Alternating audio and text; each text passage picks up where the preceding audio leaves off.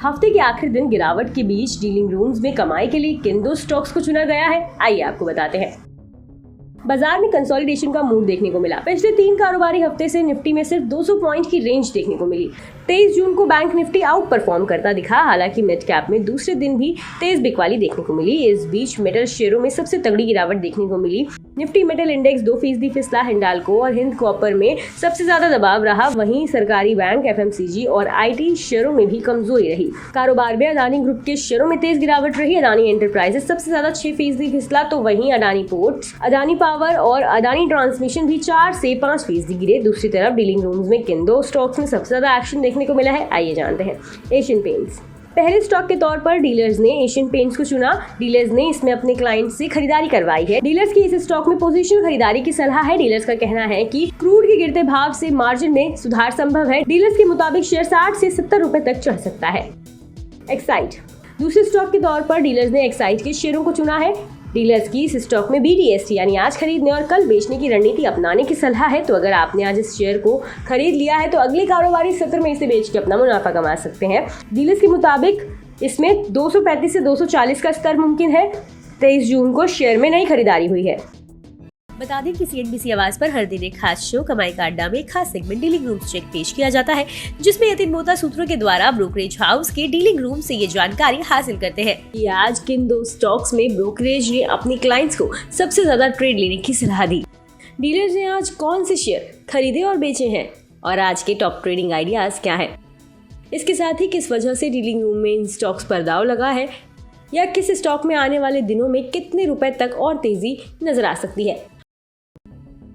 बता दें कि यहाँ मुहैया जानकारी सिर्फ सूचना ही तो दी जा रही है। मार्केट में निवेश बाजार जोखिमों के अधीन है। निवेशक के तौर पर पैसा लगाने से पहले हमेशा एक्सपर्ट से सलाह लें। मनी कंट्रोल की तरफ से किसी को भी पैसा लगाने की यहाँ कभी भी सलाह नहीं दी जाती है।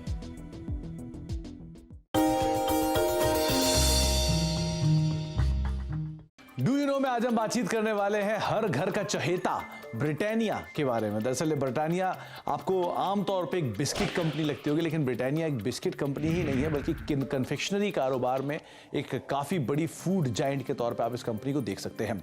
इस कंपनी की शुरुआत 130 साल पहले हुई थी और करीब 295 रुपए में उस समय पर इस कंपनी की शुरुआत की गई थी। सेंट्रल कोलकाता के एक छोटे से घर में इसकी शुरुआत हुई थी और वहाँ से धीरे धीरे एक्सपैंड करते करते आज इतना बड़ा स्केल आप ब्रिटानिया का देख रहे हैं। ब्रिटिश बिजनेसमैन ने एक स्मॉल हाउस में इस कंपनी की शुरुआत की थी, जिसको धीरे से या फिर बाद में विद टाइम एक्वायर किया गया था गुप्ता ब्रदर्स की तरफ से और इस कंपनी का नाम बन गया था VS ब्रदर्स। लेकिन विद टाइम इस कंपनी में मल्टीपल चेंजेस हुए ओनरशिप को लेकर, जिसके बाद और फेरबदल हुआ और एक ऐसा भी समय आया 1979 में जबकि नेबिस्को ब्रांड, जो ओरियो के एक संस्थापक के तौर पे जानते हैं, जिनको आप ओरियो बिस्किट को अगर आप जानते हैं तो वो नेबिस्को की ब्रांड रहे हैं, उन्होंने इस कंपनी को एक्वायर कर लिया था। एक मेजर स्टेक करीब 27-28% के आसपास स्टेक वो इस कंपनी के अंदर ओन करते थे।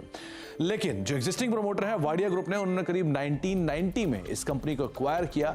तो आप अंदाजा लगा लिए करीब 3 दशक से ज्यादा का हिस्सा जो है वो एग्जिस्टिंग प्रमोटर्स के पास इस कंपनी का है। इसके अलावा एक और इंटरेस्टिंग फैक्ट ये भी है कि वर्ल्ड वॉर 2 जब हुआ था तो इस कंपनी को एक ऑफिशियल पार्टनर के तौर पर चुना गया था। जो ये कंपनी जो सैनिक थे उनको फूड बिस्किट्स प्रोवाइड कराती थी, जो कि उनके आगे के लिए कामकाज करते थे। तो एक बड़ा इंटरेस्टिंग फैक्ट ये भी है कि आर्मी को भी ये कंपनी सप्लाई करती थी वर्ल्ड वॉर 2 के अंदर।